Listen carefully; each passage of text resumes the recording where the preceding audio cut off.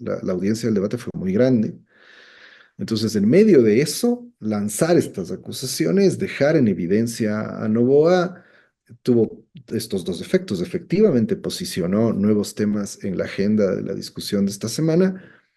Y en segundo lugar, revirtió, y eso me parece lo más interesante, revirtió las permanentes acusaciones al correísmo de vínculos con el narco y evidenció que más bien los indicios respecto de Noboa y su familia son al menos bastante sospechosos, digamos.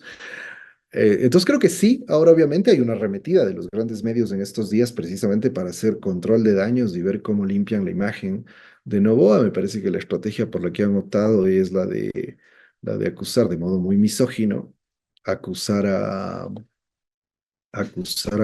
Luisa González de histérica y de agresiva. Me parece que es la peor de las estrategias, pero están en eso. Entonces eso mismo evidencia que Novoa no, en ese sentido, no logró ubicar muchos temas. Han intentado algo con lo de la rana René y esas cosas que soltó durante todo el debate, pero me parece que en el balance final Novoa logra posicionar menos cosas que las que posiciona Luisa González. Y precisamente ya lo tenemos en pantalla, uno de los temas que más tráfico ha Sí. generado en redes sociales y es de la presidenta de ADN, María Beatriz Moreno, a quien le, a quien le hicieron una causa por parte de Fiscalía General del Estado, y ahí podemos ver por tráfico de drogas. ¿Qué decir al respecto? ¿Es esto normal, David, tener en un país a la presidenta de un partido o movimiento político acusada de tráfico de drogas? Bueno, el Ecuador se ha vuelto lo más normal del mundo y además cuando se trata de las derechas y de los sectores vinculados realmente a estas cosas, ¿por qué digo? ¿Por qué se ha vuelto normal? Porque ya tuvimos a Guillermo Lazo en una situación parecida, a Guillermo Lazo y su círculo cercano en una situación parecida. Ahora tenemos Ay, recuerda además al ministro Manzano y toda esa historia en torno al Ministerio de Agricultura. Y ahora tenemos a esta gente. Lo curioso es que acá se cumple un poco aquello de lo que suelen llamar psicología proyectiva, porque el modo de blindar esos vínculos muy sospechosos, vínculos además bastante probados, o sea, aquí no se trata de una foto que te tomaron hace 20 años con alguien que después se volvió narcotraficante, que es con lo que acusan permanentemente al correísmo. El caso León de Troya, el caso de Nova Trading, etcétera, en lo que todos sabemos en este país, que la cocaína llega a Europa en cajas de banano casi indefectiblemente. Ahí hay indicios y pruebas muy fuertes para decir que hay vínculos de esos grupos económicos con el narco. Y sin embargo, el modo de ocultar eso ha sido acusar permanentemente al correísmo de narco. O sea, es como psicología L- proyectiva o el ladrón La que vieja grita, cójanle confiable. al ladrón. O sea, claro, entonces, yo y no quiero decir que a la Revolución Ciudadana no haya que investigarle, que no haya que ver qué tipo de relación es la que tenía Ronald Aliaga con esos oscuros personajes con los que andaba en piscinas, nadie dice que no. Pero digo, los indicios acá son muchísimo más sólidos y sin embargo eso en el debate público está desplazado, eso no está. Insisto, por eso creo que fue un acierto de Luisa González lanzarse por ahí y posicionar estas cosas. Ahí también tenemos el tema de Leonardo Cortázar, a quien habrían comprado el partido político para poder hacer ADN. Y también está la empresa Trading de Novoa, la cual Daniel Novoa no negó que sea de su familia, negó que sea de él, pero ¿qué decir al respecto? En 2020, en 2022 y en 2024, esa empresa habría exportado droga a Europa. Y te pregunto porque esa denuncia la realizó el colega periodista Andrés Durán, también conocido como el Chochólogo, y actualmente le ha costado salir del país y está amenazado de muerte. Pero, ¿es una coincidencia o es una consecuencia de lo que estamos viviendo en el país, en el nuevo Ecuador? Esto que ha estado revelándose también a través del periodismo de investigación. O sea, ahí, mira, yo lo que digo es que no es, nosotros a veces tendemos a creer que estos vínculos son un problema moral. Y yo diría que no, que sí lo es en el fondo, pero, o sea, lo es también, quiero decir, pero principalmente es un problema económico. Esa es una conexión que difícilmente hacemos cuando tenemos este tipo de debates, y es que las estructuras del crimen organizado, las estructuras del narcotráfico, son empresas capitalistas ilegales, son capitales tal cual ilegales. Lo único que los diferencia con las lógicas de funcionamiento de los capitales legales y de los capitalistas empresarios legales es, voy a simplificar mucho, pero para ilustrar, es que los unos tienen RUC y los otros no. Y que los unos tienen bandas armadas que les cuidan el negocio y los otros no. Pero nada más. Entonces, ¿por qué es importante entender esto? Porque si no, si hacemos una valoración estrictamente moral, vamos a entrar en eso de que hay una gente mala que es narco y hay otra que es buena y esa no es narco. Y la experiencia, los expertos en esto, yo no soy un experto en esos temas, pero los expertos en los temas de seguridad han advertido siempre que las estructuras criminales penetran primero y sobre todo en la economía, porque requieren lavar la plata, porque requieren financiarse, porque los dólares que obtienen ilegalmente tienen que circular. O sea, por eso el lavado es tan importante, porque no puede quedarse detenidos, encaletados en una casa. O sea, no te sirven de nada los dólares encaletados en una casa. Tienen que circular para que se produzca acumulación. Entonces, si quitas la ilegalidad de las empresas del narco, vas a encontrar que funcionan tal cual corporaciones transnacionales, además, ni siquiera empresitas nacionales. Funcionan así, son muy poderosas. Entonces es muy difícil que no contamine con mucha facilidad a los otros capitales. Y no porque los otros capitales son ángeles inocentes que no saben lo que pasa, sino porque esos capitales también requieren dinamizar su lógica de acumulación, requieren relacionarse con otros capitales. Y entonces el nivel de imbricación que va a haber entre el sector empresarial y el narco, en la medida en que el narco no es controlado, en la medida en que los sectores empresariales no son controlados, es muy rápido, acelerado y va a ser siempre creciente. Por esa razón es que, insisto, lamentablemente esos son los debates que no podemos dar porque la derecha nos ha puesto a debatir sobre unicornios y hadas. Eh, Esto es importante tener en cuenta, te decía, porque ahí entiendes por qué hay un vínculo tan fuerte entre el narcotráfico y el neoliberalismo. Porque como el neoliberalismo significa reducción de las capacidades de Estado, de las capacidades democráticas del Estado, quiero decir, ¿no? El neoliberalismo concentra estados autoritarios, no, no es que los debilita, los fortalece en su lado autoritario, pero los debilita en su lado democrático. Debilita las políticas de redistribución, debilita las políticas de autonomía del Estado para controlar a los sectores empresariales. Entonces, como esa es la lógica, es por eso que es tan fácil que el narco se empiece a tomar, no el Estado, ojo, solamente la sociedad, tan rápido cuando no hay un Estado presente. Vamos a usar esta figura que no me gusta mucho, pero bueno, cuando no hay un Estado, cuando no hay capacidades estatales, cuando no hay, y no solo eso, porque no se trata solo de que haya inversión pública, cuando no hay capacidad de controlar a los sectores empresariales, porque los sectores empresariales por sí solos no se van a autorregular. O sea, si les da un capital sospechoso para financiar un proyecto, no se van a autorregular, no van a decir, no, no, no, este capital está sospechoso, eso no va a ocurrir. Claro. El Estado es importante para el control a los sectores empresariales, una cierta autonomía. El Estado nunca llega a tener autonomía total de los sectores empresariales, pero el tener cierta autonomía sirve precisamente para controlar esas lógicas de acumulación desmedida que pueden terminar facilitando el vínculo con los capitales ilegales. Todas las experiencias, o sea, digo, los estudiosos lo han señalado siempre, ¿no? La gente que investiga estas cosas. Si miras Colombia, si miras México, no es casual que bueno, Colombia que ha tenido una tradición inveterada de políticas de corte liberal, neoliberal, y en México el momento del desate del narco es el momento en que se firma el Tratado de Libre Comercio y el momento en que el PRI empieza a aplicar políticas neoliberales muy agresivas. Entonces, la descomposición de estos años en el Ecuador, la descomposición del Estado, de las capacidades estatales, ha sido lo que más ha favorecido la penetración del narco. Porque lo otro es entrar en ese juego, ¿quién dejó entrar al narco? No sé, no, no. Todas las economías del mundo, todos los países del mundo, todas las sociedades del mundo están asediadas por el narco.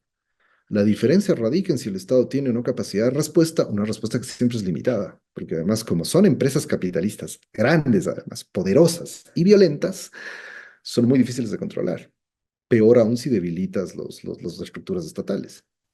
Hay otras de las temáticas también que fueron posicionadas y para abordar la mayoría, vamos a tomar unas tres más, y es en torno a lo que le dijo Luisa González. ¿Qué decir al respecto de haberle invitado a Daniel Noboa a hacerse una prueba antidoping?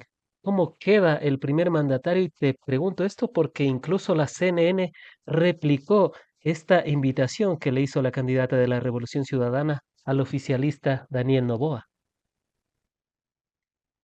Me parece que queda en lo anecdótico, pero, y espero no sobreinterpretar con esto ese gesto, porque tuvo mucha resonancia, ¿no? O sea, insisto, sigo otra vez la línea del análisis de la colega Carolina Ávila. En el debate lo que interesa es dejar conversación, o sea, dejar temas de conversación, que se quede en la comunicación posterior, por eso esto que dicen siempre las expertas y los expertos, el post-debate es el importante en términos de comunicación política. Y evidentemente lo de la prueba antidoping dejó muchísimo, muchísimo hilo de la conversación que va a venir en estos, que está teniendo lugar en estos días. Pero me parece que hay un detalle que al menos a mí me llamó la atención de ese gesto de Luisa González, porque además fue una respuesta muy rápida, no creo que haya sido preparada, aunque quién sabe, es irrelevante al final. Pero lo que me parece interesante de ese gesto es que, y digo, no se ha dicho mucho esto, yo al menos no lo he oído, y es que por otro lado, eso dejó en evidencia la hipocresía y la doble moral, si quieres, de las élites respecto al consumo. Porque las élites se caracterizan usualmente casi como un signo de identidad de clase por el consumo de sustancias, y eso, al final de cuentas, es una cuestión personal, ¿no? No estamos haciendo ningún juzgamiento moral. Pero claro, sí es muy hipócrita que si hay ese tipo de consumos excesivos muchas veces, te pongas a dar cátedra de moral y buenas costumbres con la tabla de consumo. Entonces, perdón, me parece que haber hecho ese gesto como que sí, quizá es una lectura que, insisto, nos habrá llegado a algunos, no creo que sea ni siquiera la masiva, pero en esa lógica del marco general de las élites versus el pueblo, digámoslo así, versus las clases populares, ese gesto de hay que dejar la hipocresía de clase, digamos, respecto al consumo de drogas, me pareció que tiene algún ribete interesante, ¿no? Aunque, insisto, puedo estar sobreinterpretando lo que significó eso. En todo caso, le dio la vuelta, ¿no? Porque hablaba de la tabla de consumo de drogas de manera reiterativa. Parece que no tenía otro tema de qué hablar Daniel Noboa durante en la primera parte del debate, pero evidentemente le dio la vuelta. Ya pocas personas hablan de la tabla de consumo de drogas, sino de que Daniel Noboa podría estar consumiendo drogas, lo cual podría ser un secreto a voces que más de uno de los colegas periodistas hemos escuchado que podría pasar en esas farras que hay en Carondelet. Y no solo en Carondelet, sino en Europa también, como se ha visto a través de los viajes que ha tenido Daniel Noboa en el avión presidencial y quizás de manera metafórica también los viajes, ¿no? Vamos con el otro tema que también se trató de posicionar este tema de Luisa te desdolariza. ¿Podría llegar a tener ese impacto en la población o como ya es un cuento? Porque yo reviso, David, y veo que en 10 años que estuvo la Revolución Ciudadana, tuvieron mayoría absoluta en la Asamblea, podían hacer y deshacer, por así decirlo, criollamente, pero no hicieron el proceso de desdolarización. ¿Puede todavía calar este tema en la gente? Y de ser así, ¿no es responsabilidad de la gente también el no creerse esto?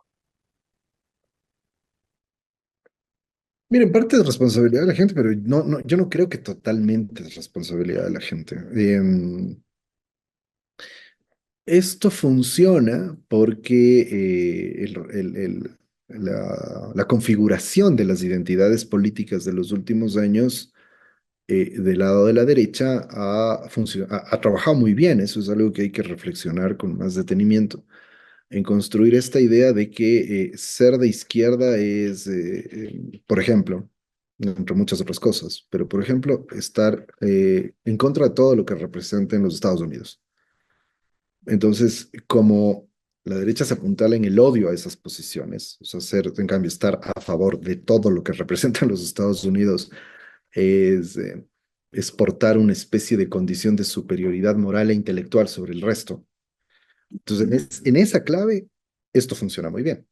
Estar en contra del dólar es de empobrecedores, de atrasados. Estar a favor del dólar es estar con la principal potencia del mundo, es ser un ganador, es creer en los negocios, etcétera, etcétera. Entonces, por eso termina calando, pero no por el argumento en sí mismo. El argumento es delirante, o sea, es decir, por lo que has dicho, estuvieron 10 años en el poder, no hay asomo de eso, lo han dicho 150.000 veces, lo que sacan de contexto, que en medio de su torpeza ni siquiera entienden bien, dicen que lo de Diego Borges era su tesis la escribió mucho tiempo antes de que el Ecuador se desdolarice, no se refieren a su tesis, se refieren a un artículo que publicó Diego Borja en una de las revistas de ciencias sociales más importantes de este país, que es Ecuador Debate, en el año 2000, Frank, es que son cosas tan elementales como estas. En el año 2000, cuando el Ecuador había acabado de dolarizarse y la vía de la dolarización todavía estaba en debate.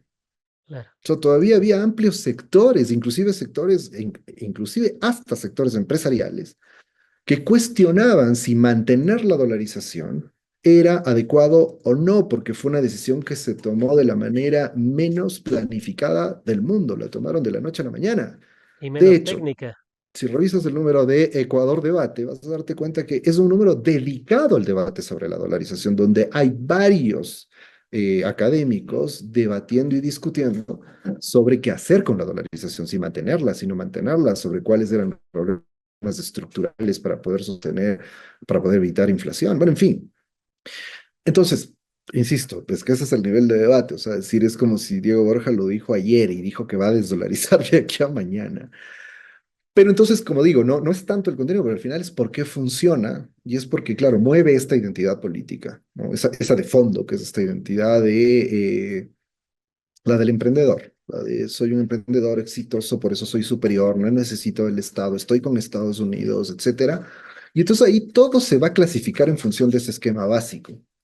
Eh, yo he notado, porque el argumento, por ejemplo, cuando dices es que no, estuvieron 2 años, tuvieron todo el poder y nunca desdolarizaron la economía, el argumento de ese lado es, no, es que si desdolarizaban se caían, entonces por eso no lo hicieron. No es que no querían, ya es un argumento delirante, ¿no? No es que no querían, sino que tenían miedo de hacerlo, no sé qué. Entonces siempre van a encontrar el modo de darle la vuelta y acomodar ese enfoque a esa identidad política que está en el fondo, y por eso funciona, porque sin duda el argumento todavía funciona. Mi impresión es que ya no funciona tanto como antes. O sea, sigue funcionando, arrastra un buen caudal de votos, me parece, pero ya está, ya es un argumento desgastado, me parece. Y le sirvió a Luisa González, por ejemplo, darle la vuelta y decir que una de las asambleístas de ADN han sido las que realmente quería pagar con ecuadólares. Y también traigo a colación esto, no se mencionó por parte de la candidata, pero yo revisé las declaraciones que dio el ministro de Economía, Juan Carlos de la Vega, de Daniel Noboa, el ministro de Economía y Finanzas de Daniel Noboa, Juan Carlos de la Vega, y él dijo de manera textual, estuvimos a punto de pagar con ecuadólares a los funcionarios públicos, pero ahí sí no vimos este boom en torno a eso. Quizás logró la candidata darle la vuelta y a lo mejor serán ellos los que realmente quisieran una desdolarización. Y también te pregunto, porque he consultado y he investigado y he preguntado a economistas al respecto de a quién podría beneficiar un proceso de esta magnitud.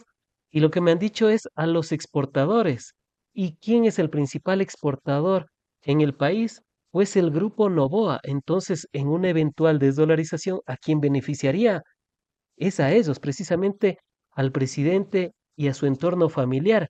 Quizás están tratando de desviar la atención para decir que son ellos, cuando en realidad son precisamente los Novoa los que quisieran o pretenderían hacer algo así. Mira, o sea, no creo que el argumento de Luis González revierte la acusación de la dolarización porque, primero porque cuando este asambleísta lo que tuvo es un lapsus, o sea, y soltó una cosa porque así son los asambleístas de ADN, o sea, no les puedes pedir otra cosa. Pero evidentemente no es que estaba defendiendo eso. Y el problema de fondo en ese argumento, en el famoso argumento de los ecuadolares, es que esa es una cosa que se le atribuye a Arauz. Y entonces cuando lo usa la derecha, lo usa como para advertir el peligro. Cuando mencionabas lo del ministro, era como casi nos toca recurrir a estas ideas locas de los correístas. Que tampoco era el caso. Arauz estaba tratando de explicar cómo se han impulsado medios de pago locales, que es lo que más bien la gente en su militancia digital ha evidenciado. Las monedas con Eloy Alfaro, con Dolores Cacuango son ecuadolares. Claro, Pero claro, no puede, pero claro, en cómo está el debate político no puedes entrar en esos detalles. O sea, ahí te entrampas porque la derecha aprovecha muy bien eso para decir, no, ahí está, van a desdolarizar, como les pasó a las asambleístas de la Revolución Ciudadana en el espacio ese con Carlos Rojas. Ahí me parece que lo justo es más bien lo otro, cerrar filas en torno a la dolarización. Sin embargo, me parece que el argumento, como te digo, por esas razones, yo diría que más bien es débil. Porque el argumento fuerte para responder a lo de la salida de la dolarización es más bien, curiosamente, el que dejó planteado en alguna entrevista Alberto Dajic. O sea, el único modo de blindar blindar la dolarización no pasa por si pones un medio de pago, pones otro. Blindar la dolarización pasa porque la economía tenga ciertos equilibrios mínimos y la economía acaba de crecer en 2% y los empresarios se han bajado los impuestos de salida de divisas con cada uno de los últimos gobiernos. claro, Entonces, me parece que ese era un argumento más sólido. O sea, decir, no, acá no hay ningún crecimiento económico, otra vez la economía se está sustentando solo de las remesas de los migrantes. Y por último, hasta querían feriarse el campo petrolero más importante del país, que es una de las principales fuentes de ingreso de divisas para sostener la dolarización. Había muchos más argumentos. Me parece que recurrir a lo otro es débil. No creo que lo haya revertido. Lo que creo que ha funcionado en esto, el por qué no termina ya de posicionarse así como el gran argumento, es porque ya es un recurso muy desgastado y porque quizá ya convenció a todos los que había que convencer en contra del correísmo. Ahora bien, sobre el otro, otra vez, son los grandes temas de este país que esos no se debaten. Porque no es que porque hemos tenido no sé qué estabilidad, la dolarización está bien, precisamente porque a la economía no le ha ido bien en los últimos años y porque entre otras cosas habría que preguntarse, por ejemplo, cuánto de la dolarización está siendo sostenido por el lavado de plata del narco, por ejemplo. O sea, en un debate serio, en otro momento Dani, democrático, Daniel esa es una de las Noboa cuestiones que había habría que debatir. mencionado, Daniel Noboa había mencionado 30.000 millones de dólares. Y cuando uno le hace una comparativa, es casi un presupuesto general del Estado. Hay analistas serios como Sí, sí, Fernando Carrión que hablan de 4.000 millones de dólares que se está lavando actualmente. Hay cifras de hasta 6.000 millones, pero no se habla de 30.000 millones. Es una locura eso. sí, porque Daniel Noboa es un estúpido. Eso, perdón que lo diga tan crudamente, pero así es. O sea, dice cualquier cosa, habla de cualquier cosa. Eh, Como nunca, o sea, los niños ricos tienen un problema de socialización, porque la socialización para la gente normal como nosotros implica que a veces te frustras y te des de frente con alguien que te dice no o con alguien que contradice lo que crees. Y eso te va enseñando que hay que ir calibrando las cosas, que no se dice cualquier tontería porque se te ocurre. Pero para un niño rico como Noah, eso no funciona de esa manera.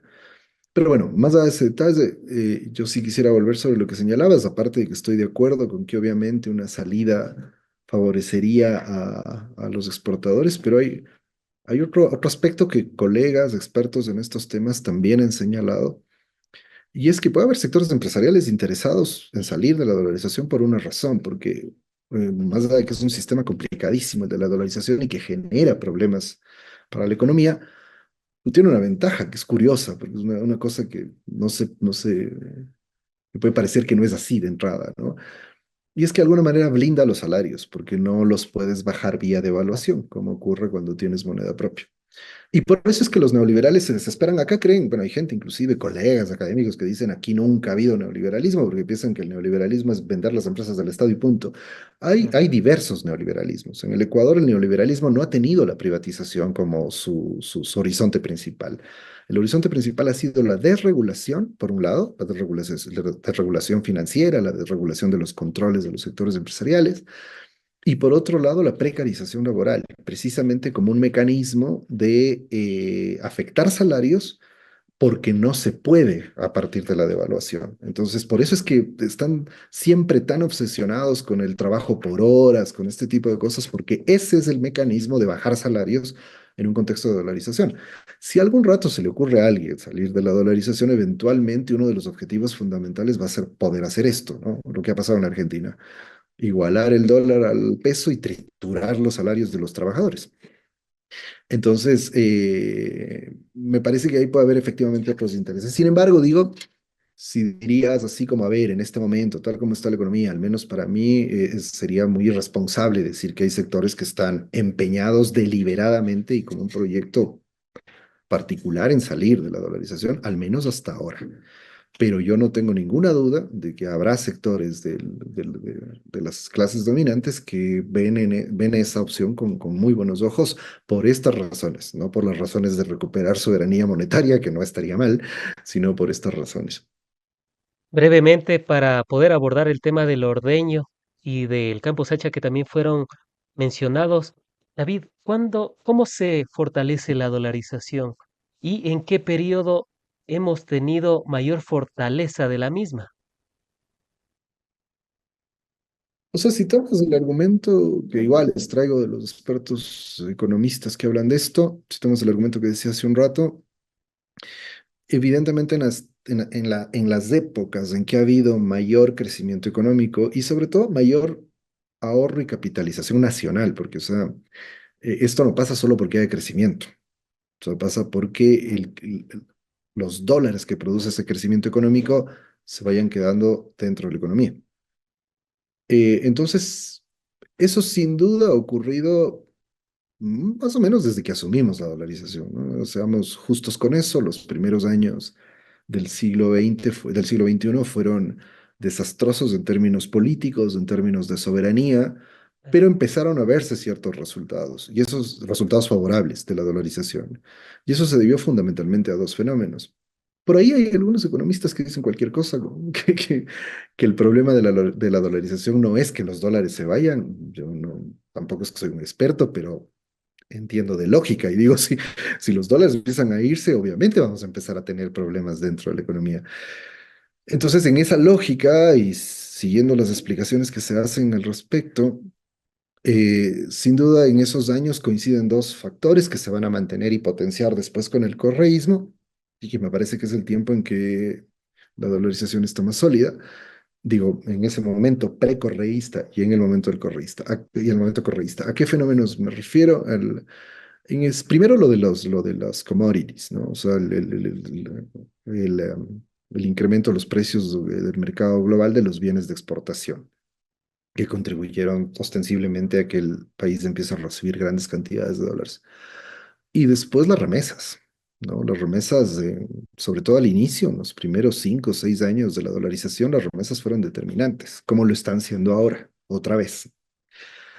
Lo interesante de la época del correísmo es que, claro, es justamente hacer esto, traigamos todo este ahorro, capitalicémoslo a través del Estado, que la renta petrolera no vaya a guardarse en un banco de Suiza, sino que se vuelva inversión pública, por ejemplo. Y entonces eso se va quedando acá. Sin embargo, el sistema sigue funcionando más o menos sólido porque esos dos fenómenos se han mantenido y se van a seguir manteniendo. Es decir, los precios del petróleo, si bien en algún momento cayeron, pero en general han mantenido también buenos precios en todos estos años. Y bueno, con la segunda ola de migración que han provocado los neoliberales en los últimos años, otra vez tenemos a las remesas de los migrantes como el segundo ingreso de divisas del Ecuador.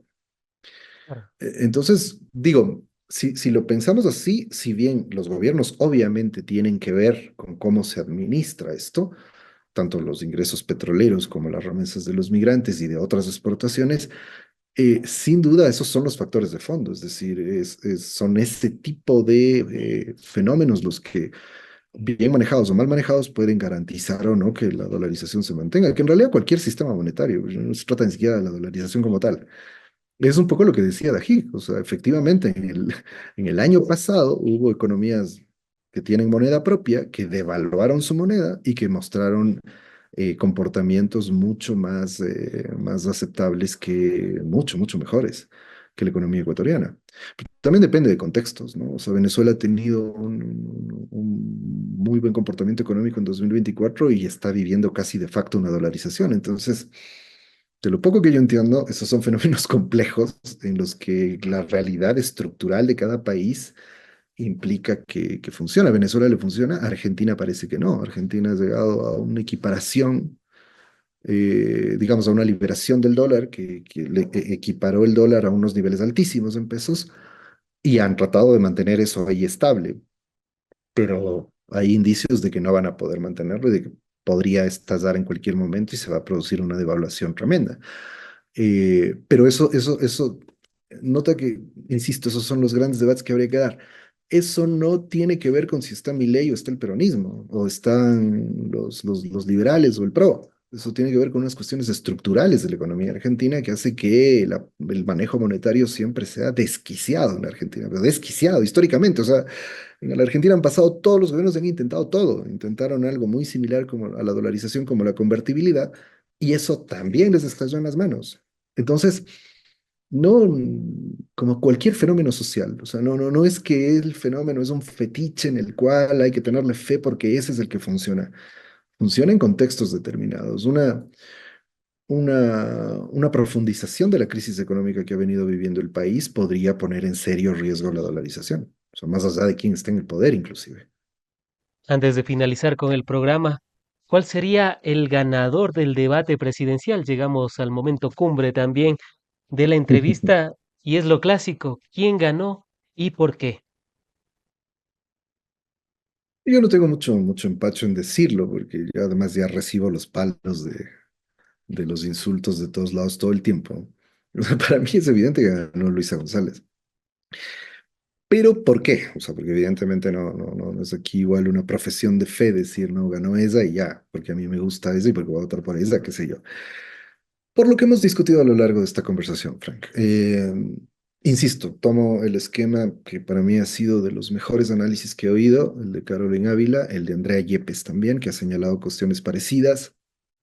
O sea, porque, insisto, hay gente que presume que esto es, no sé, un debate escolástico de la Edad Media entre sectas católicas sobre el ombligo de los ángeles, no sé, o alguna cosa así, o sobre el misterio de la Santísima Trinidad en San Agustín. No, esta es la época de la espectacularización de la política. Una de las cosas, es decir, hay mucho de show político siempre en los debates.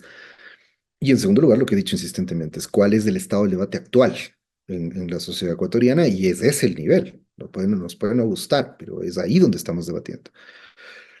Y entonces, en esa lógica, vuelvo sobre lo que te decía, lo que las colegas han señalado, y es quien sale triunfador de un debate es quien logra posicionar no solo temas, sino inclusive gestos, actitudes, lenguaje verbal, un montón de cosas. Y en ese balance es indiscutible que fue Luisa González quien logró posicionar más cosas. Ojo, no quiero decir que no ganó. Guado también logró posicionar algunas cosas. Mal que bien, lo de la rana René estuvo ahí. Mal que bien porque, digo, éticamente no podemos no estar de acuerdo con la lógica misógina con la que Noboa procesa su campaña electoral. O sea, después de sus respuestas de ayer en entrevistas y esto es evidente que esa es una estrategia electoral, no es solo que el tipo es misógino, es indiscutible, pero están convirtiendo esa misoginia en una estrategia electoral. Puede no gustarnos, pero posicionar eso de esta señora histérica que me ataca, a mí pobrecito, va a funcionar en ciertos segmentos. Pero quiero decir, en el balance final, ¿quién posiciona más cosas? ¿Quién mete más temas? ¿Quién queda más en una cosa que es fundamental? Que es una de las cuestiones que va a dirimir, sobre todo esa porción chiquita de los votos indecisos. ¿Quién da más muestras de liderazgo y de manejo de lo público? Pues me parece que si tomas esos parámetros, evidentemente Luisa González queda mejor parada. Tuvo momentos bajos también, momentos flojos también, sin duda, pero en ese balance final, yo me animaría a decir que es ella quien logra marcar agenda, quien logra dejar una imagen, quien logra resolver un montón de problemas que pesaban sobre su candidatura, como aquello de no tener ninguna autonomía, de ser un títere, de ser absolutamente dependiente, todo eso. Entonces, me parece que en el balance final sí es Luisa González quien queda mejor posicionada. Han sido las apreciaciones de David Chávez, docente universitario de la Universidad Central del Ecuador y analista político, a quien como siempre agradecemos por haber estado en el espacio, seguros de contar con tu participación en futuros análisis, diálogos y debates de la coyuntura nacional. No, te agradezco mucho, Frank, y gracias por la invitación, siempre es un gusto.